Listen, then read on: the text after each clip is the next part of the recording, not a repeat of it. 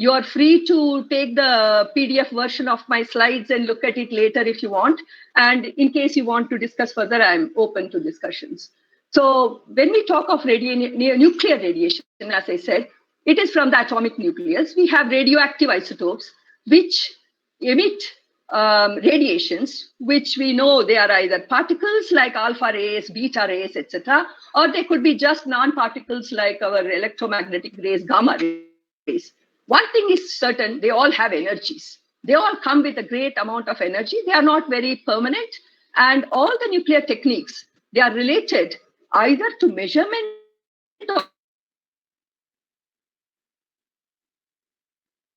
of these isotopes or they are based on the radiation-induced processes. So either of this gave rise to several of these nuclear techniques. So why are they useful? How and why are they useful? If you just have a quick look, because they are energetic, they are powerful, they can cause changes in the material when they go across it. At the same time, they also get stopped, they get attenuated.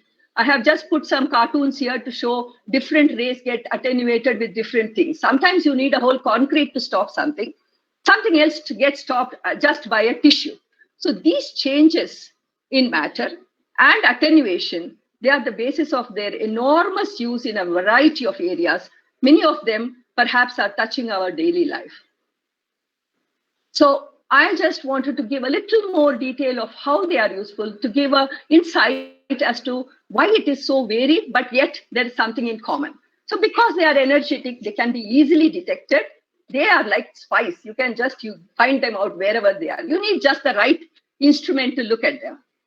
So they can be used as what is known as tracers, whether it is in industry or it is in health, where the radio tracers, when they go inside, they can light up whatever lesion or cancer cells you want to see.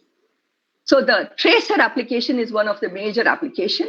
The second thing is, again, they are energetic, so they are powerful to cause changes both in living by damaging DNA, etc. So they can kill germs, bacteria, viruses, cancer cells, etc. Or they can also alter materials.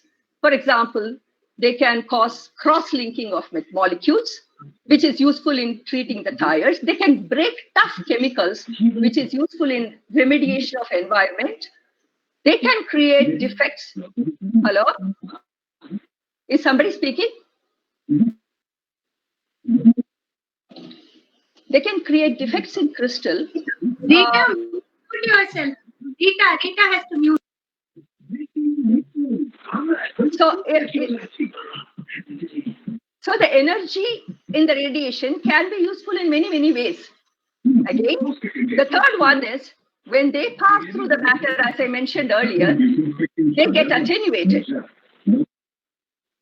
So the attenuation behavior is dependent on where they are going through. You remember these kind of X-ray pictures. All of us have gone through it.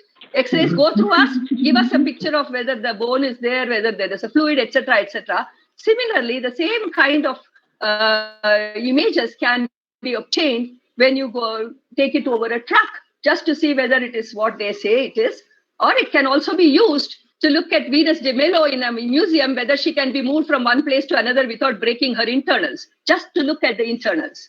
So it has tremendous use, the way in which it passes through the materials.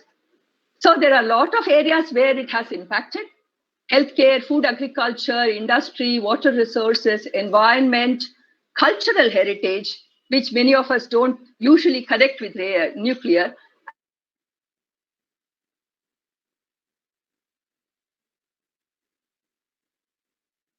And there are several studies where they showed that the application of radiation for non-power applications is much more, economically impactful than the nuclear power.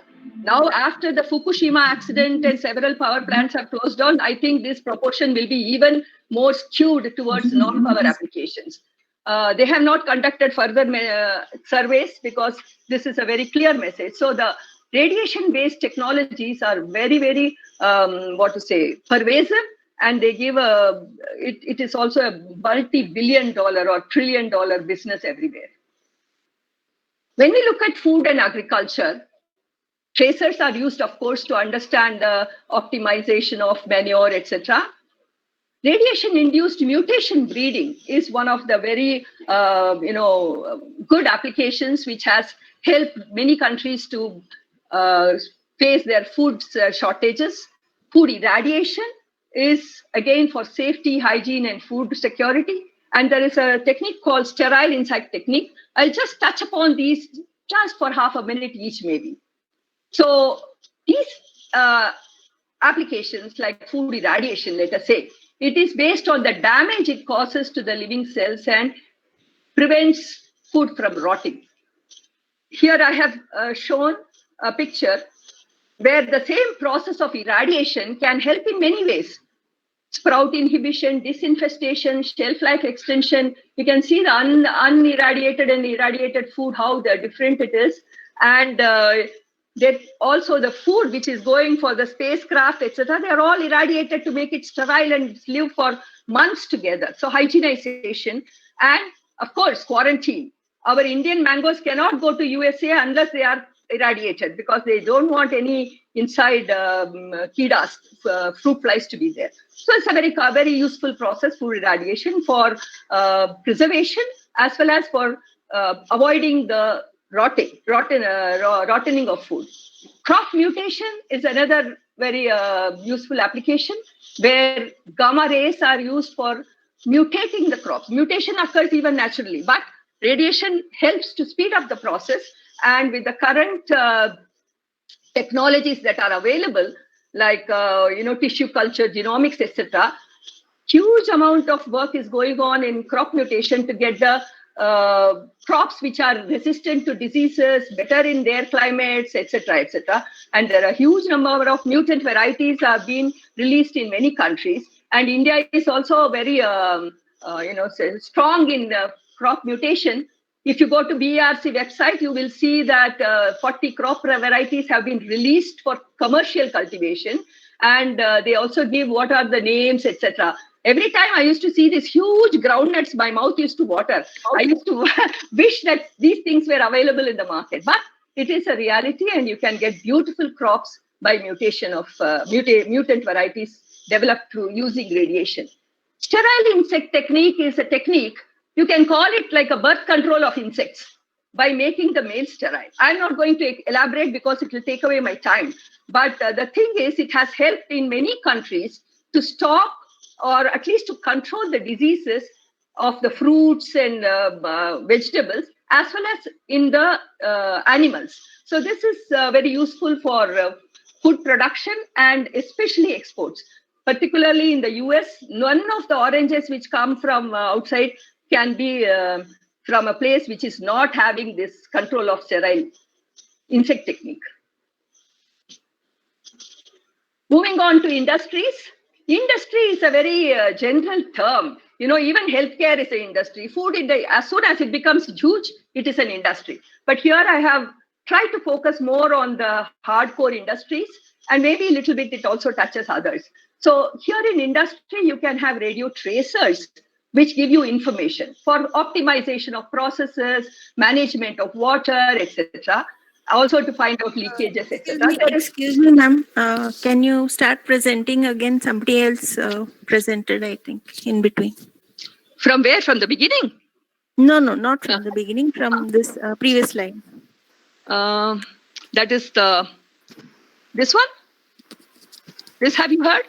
Yeah, Sterile. that's right. We are able to see the slides. Yeah. This one is done. Sterile insect technique. Yeah. Okay. Everybody is able to see the.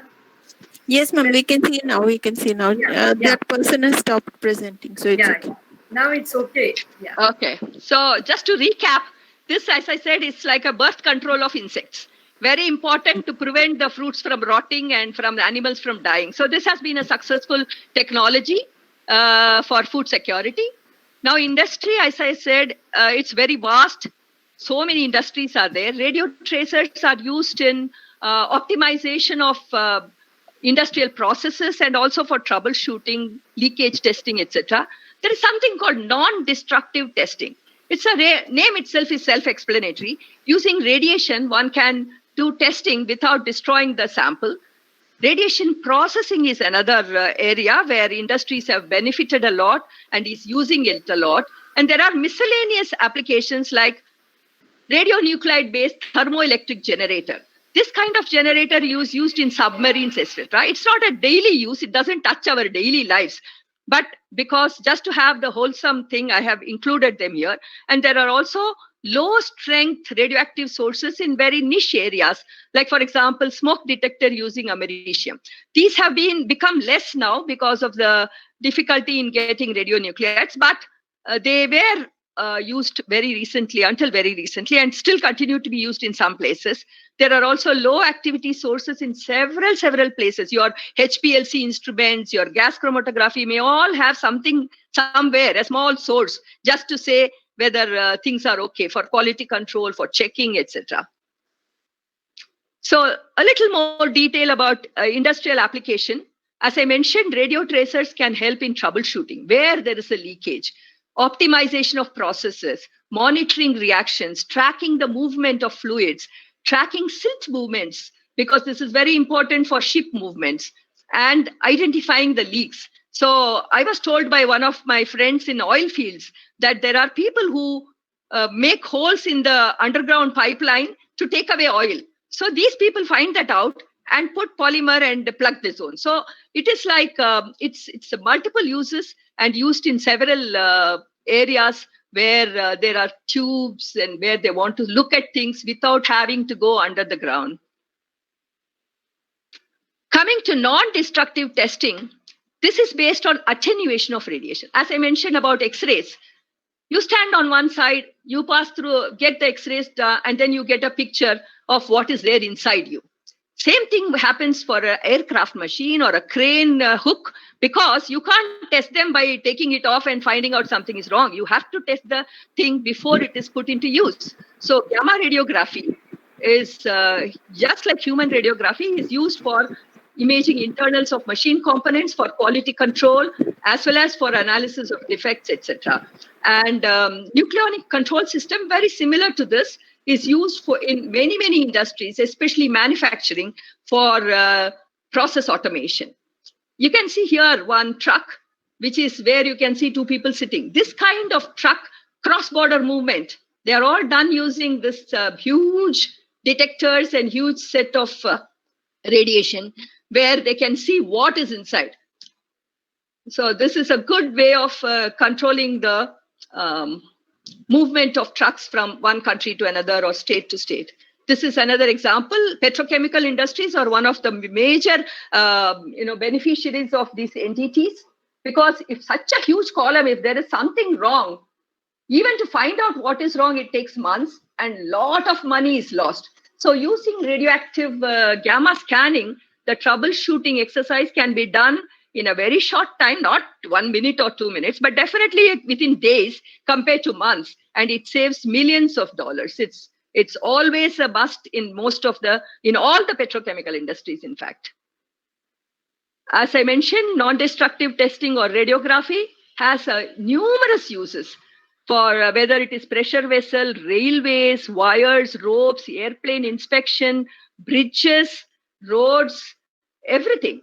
And as I also had mentioned about Venus de Milo, that in art and many of the museums, they use radiography to see whether how the sculpture was made, where it should be taken, how carefully it should be transported, etc.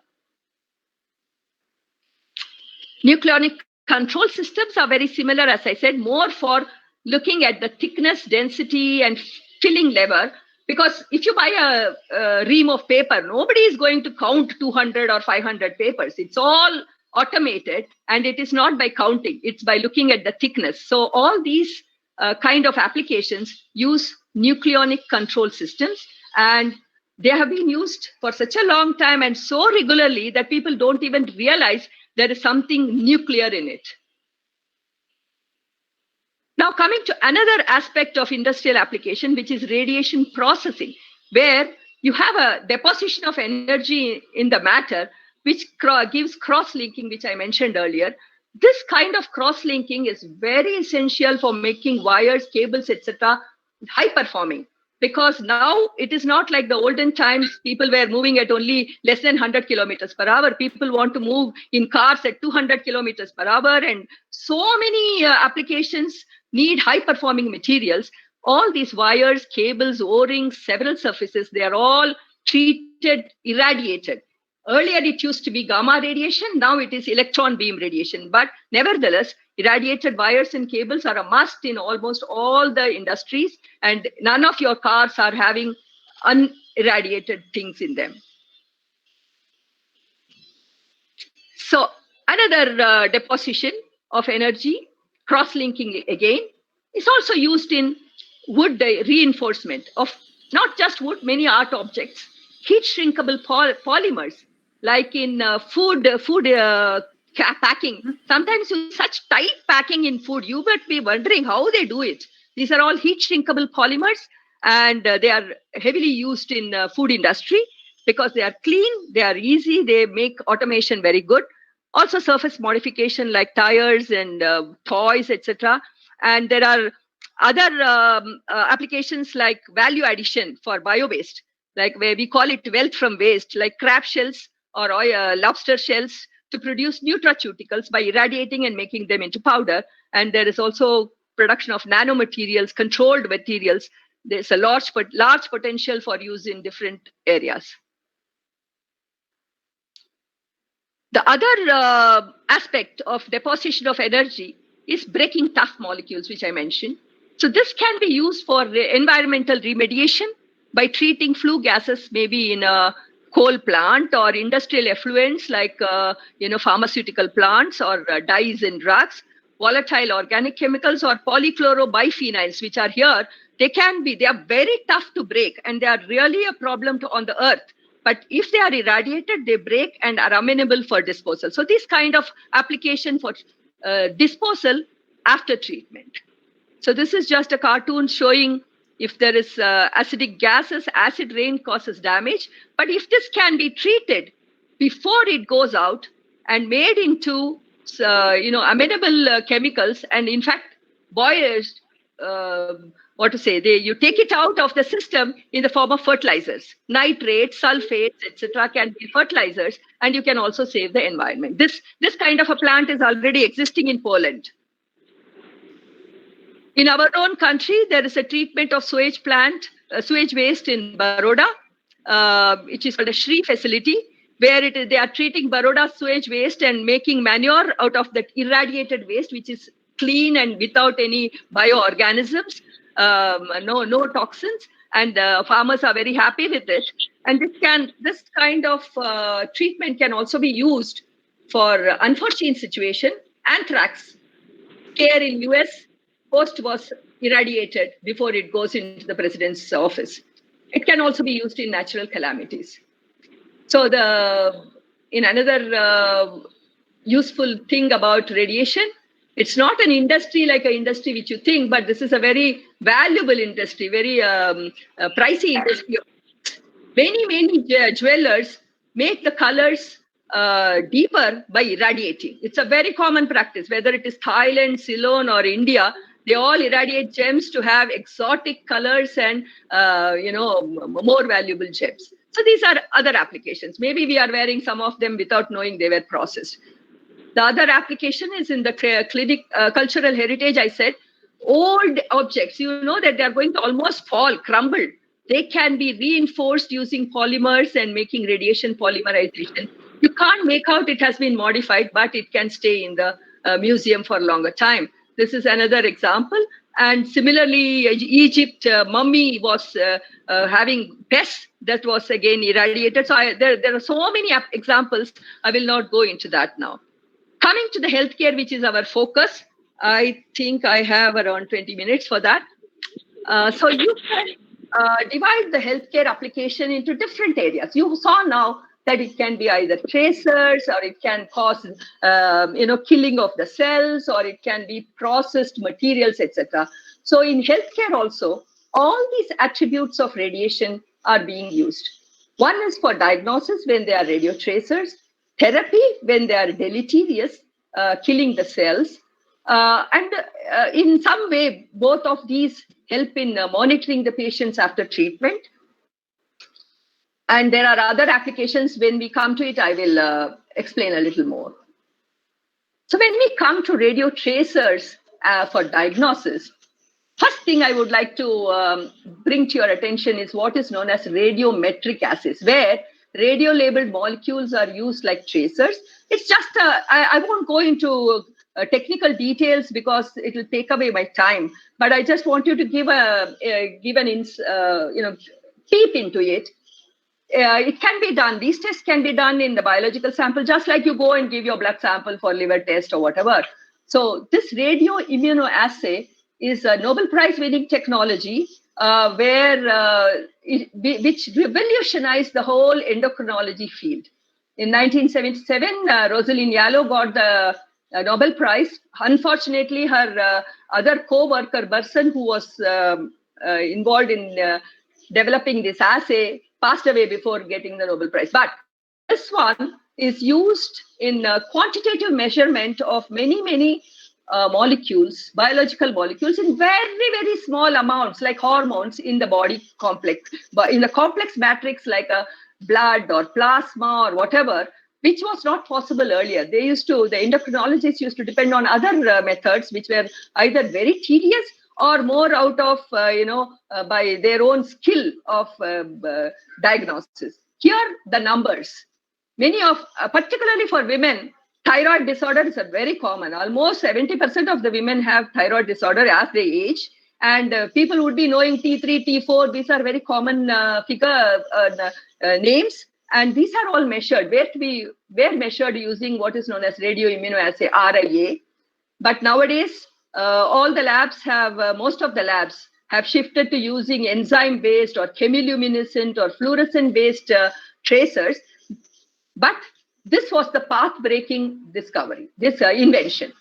And this has changed the whole way in which endocrinology is looked, and also tumor markers. Tumor markers are one of the very useful markers to look at the patient, whether a patient is likely to have a disease or how he or she is responding to treatment, etc. And here, people may know that every man beyond the age of 55, 60 should get the prostate tested, and PSA levels are tested, prostate-specific antigen. If it is beyond a level, then the doctor takes extra efforts to find out whether if something is wrong or if everything is okay. So this kind of radiometric assays were very popular in the 80s and 90s until they were all taken away by the enzyme and fluorescence.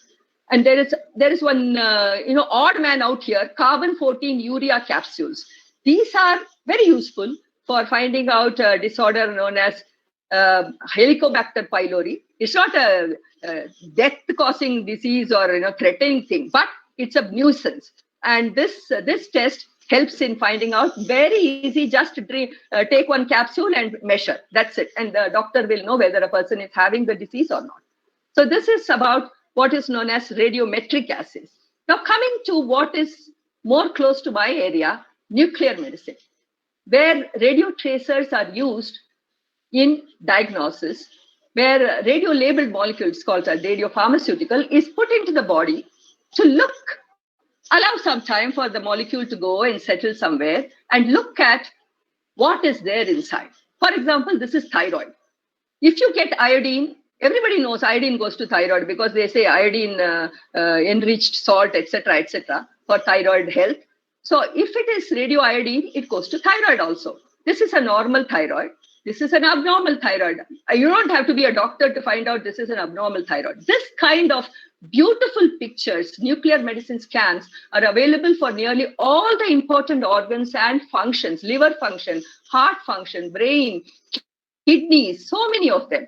So that is the beauty of nuclear medicine imaging. And more than just the organs, it's also the tumors, cancers, for the diagnosis, treatment monitoring, following up, etc. So currently, nuclear medicine studies are mostly used in cardiology, oncology, and neurology. I'll just show you quickly a picture. One picture says 1,000 words. So you can see a typical heart scan looks like this.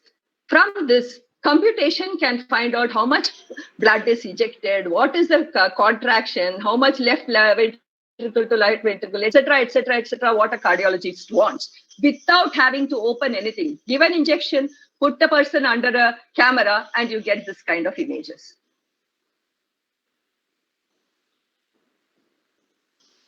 So, as I said, it's a specialty of using radio-labeled molecules inside the body, or what is known as in vivo, into the body.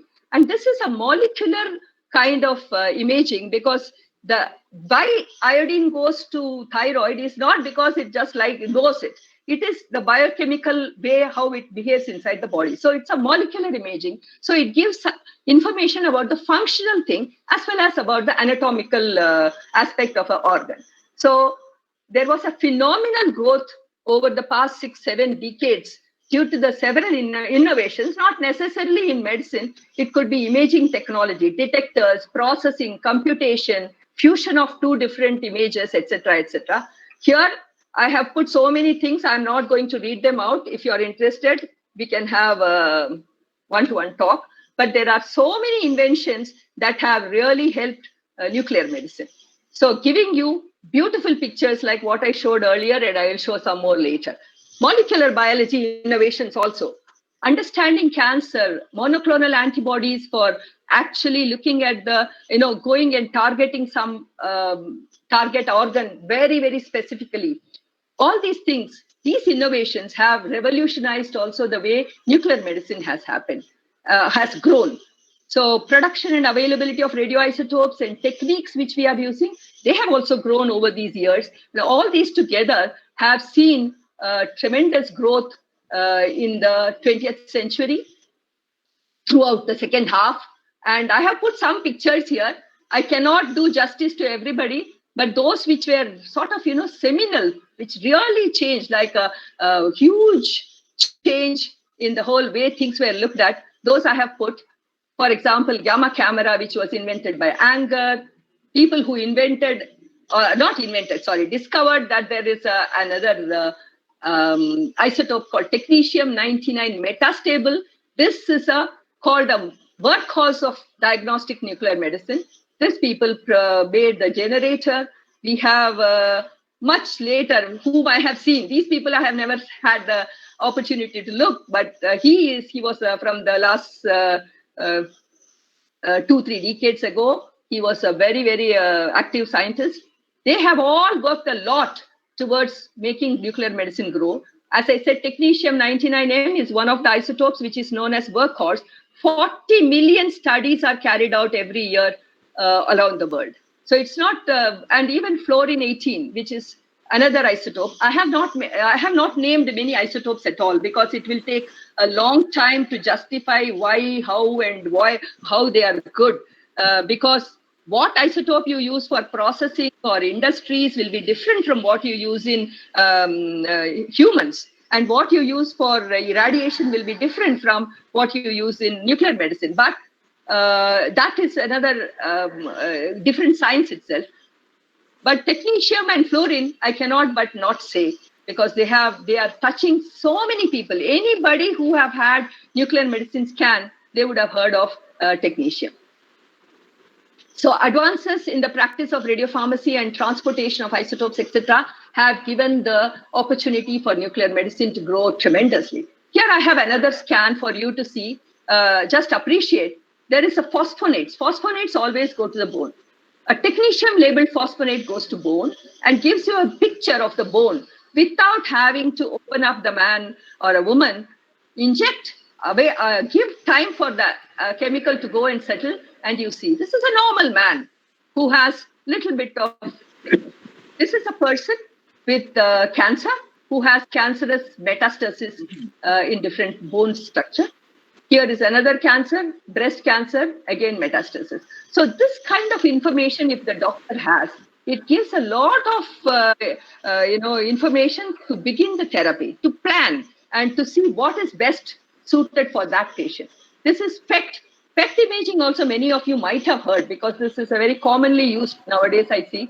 Positron emission tomography, where you get the picture, beautiful sensitivity and clarity, where the cancer is located, how it has metastasized, etc. And this is another one. You can see the doctors are able to also see the whole scan rotating so that they know at what depth it is, what they should do, if there is a surgery required or it's useless or whatever it is, the decision. So this is... hello?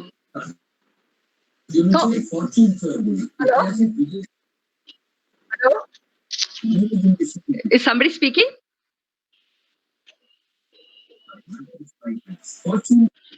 So that was diagnosis. If you go to therapy, in fact, therapy was even before diagnosis started. 1943 onwards, radioiodine has been used for therapy of thyroid cancer and hyperthyroidism. And for a long time, it remained with iodine and phosphorus. Primarily, therapy means all the energy has to go into the tumor cells. Then only you can get it, killed. So many times the particle emissions like beta particles, alpha particles, Auger or conversion electrons are used for therapy. And you can see that different particles can travel to different levels in the tissues. And accordingly, people use these for therapy. And primarily therapy used in cancers or hyperthyroidism here, which I mentioned. And either for therapy of cancer or pain palliation, because many times cancer, if it has grown beyond a certain stage, it's very difficult to cure with just radiopharmaceutical. But if they have metastasis in bones, skeletal metastasis, which are very painful, palliation of that pain using some of these radiopharmaceuticals has been very effective, very cost effective also, and that's being followed very widely. There are non-cancerous ailments. One I mentioned, hyperthyroidism. There is also something known as radiation synoviorticis, joint diseases like rheumatoid arthritis, where injection of some radioactive particles can give relief to the patient from the pain as well as from the swelling. This is also followed, but not very widely. Coming again to therapy, it is growing for the past 10, 15 years. The growth of therapeutic nuclear medicine has been very phenomenal because of the available of molecules, as I mentioned earlier, peptides, antibodies, etc. So now there are many molecules which are available to treat neuroendocrine tumors, non-Hodgkin's lymphoma, breast cancers, prostate cancers, colon cancers, etc. And also there are several radioisotopes which have been very successfully used for treatment in cancers. So because of this, I have mentioned a few of them, lutetium, yttrium, actinium, etc. Because of this, the therapeutic nuclear medicine is growing a lot. But people want personalized therapy because there's no point in giving a lot of radioactive material. And if it doesn't really go to the exact place, or if it is giving an unnecessary dose to other organs, the patient is actually put into a lot of trouble. So people would like to know whether actually what you're going to use will go into the lesion and give a therapeutic effect. So diagnosis and therapy are closely linked, and a new word has been coined called as theranostics, although it has been the idea has been used even long back, because before giving iodine as a treatment, people used to be given a small amount of iodine just to check that that goes to the thyroid wherever they want. Only then the doctor will administer a larger dose. Same way, here theranostics is having the increased focus to use the same biomolecule to look at whether the therapy will be successful, how much dose will be delivered, etc., for calculations. And here, the same picture, suppose you have a patient with many metastasis. One can do a scan with technetium. It's only for diagnosis. And one can do a therapy, palliative therapy with samarium. This is not a diagnostic one, but it is for a therapy. So this is the kind of thinking which is going on, that treat patients after being sure and know how much dose is given. This is another recent study where an alpha emitter, actinium-225, is used. It's labeled with a molecule, peptide, and it is good for prostate cancers. See, this patient, it is 2014, okay? This patient had so many metastatic lesions, looks very scary. after 3 treatments, after say 12 to say 8 months, the patient comes without any of these. And after 2 months, one more, and the patient has the prostate specific antigen level also going down. So this is the kind of treatment nuclear medicine can offer. You have a scan, you have your treatment, you also monitor using a radiometric assay and find out how the patient is doing. So therapy, leaving nuclear medicine where things are injected into the body, there is also teletherapy, that is where external radiation is used. This is also a very old, well-established modality. Mostly cobalt-60 gamma rays are used, like in a machine. The rays are focused on only to the cancer lesions. So this is, as I said, well-established therapy mode. And for brain tumors, they even have what is known as gamma knife. This is a very interesting thing because all of you will also know that radiation, we cannot just allow the radiation to go onto your body because it will cause deleterious effect. It'll kill the cells. It doesn't know, it doesn't go and kill only the cancer cells. Definitely cancer cells are more susceptible, but if it travels to your body, it will also kill all the cells on the way. So if there is a brain tumor, people devised somewhere around 40 to 100 gamma ray sources all around, and a small amount of radiation can come and focus in the area of lesion. So this is a good way to prevent normal tissues from getting overly burdened and only burden the cancerous tumor. There is the cobalt-60 based teletherapy has been it is still a mainstay in cancer therapy in many countries, but several developed countries have taken to the machine-based radiation using either electrons or photons coming from linear accelerator such as this. So nevertheless, they are radiation and they are energetic.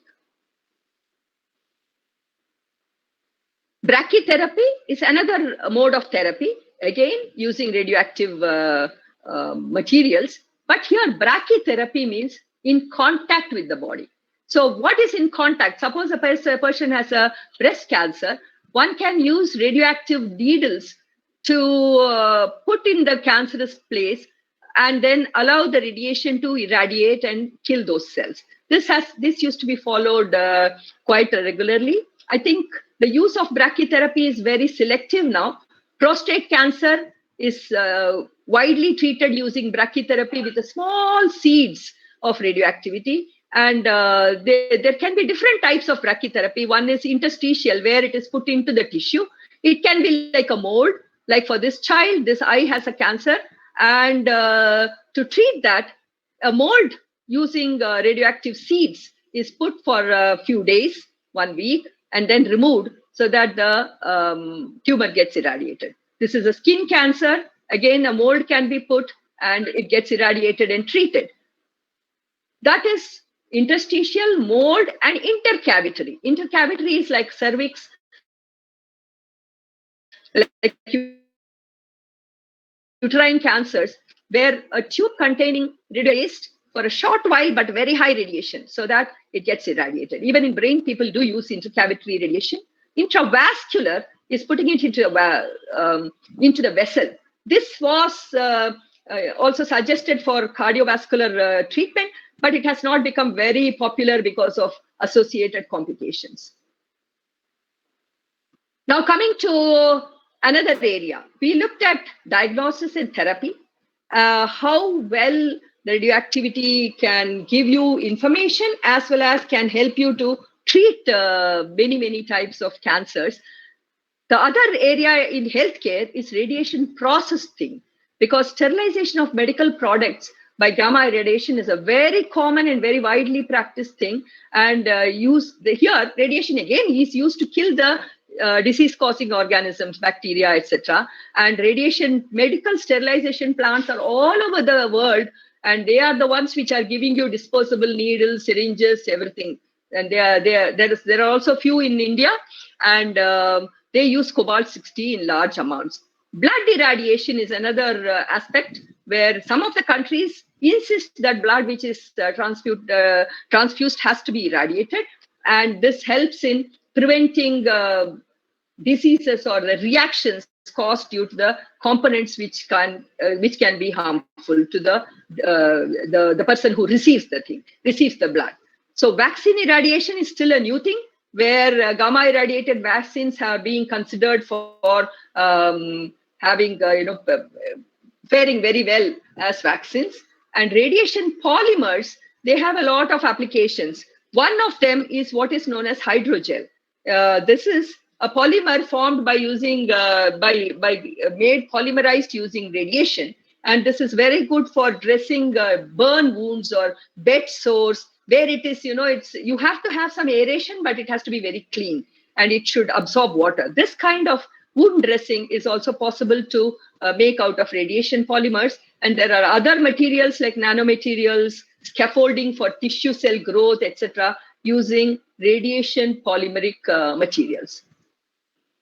So in a nutshell, radioisotopes and radiation have numerous applications. It is impossible to touch all of them in detail in different fields, but they are all somehow connected to our daily life. And healthcare applications are very gratifying, provide unique contribution towards patient care and management. And they are definitely safe if we follow it in proper manner, following safety guidelines and regulations. And the benefits that occur are immense, especially for the patients and the patients' relatives. You can see that the amount of gratitude they show when they get treated and they become better is something which cannot be said in words. So I thank, first of all, I thank all my mentors and teachers who showed me the path, and Department of Atomic Energy, particularly Bhabha's Vision, the training school, BRC, BRIT, where I worked for 40 years, all the colleagues who helped me grow in my professional journey. The IAS team was very good for me to get a closer glance at global thing, and the colleagues there broadened my vision. And then friends and colleagues for encouragement, support, and the warmth which enabled me to travel fast. And of course, thanks to all of you for the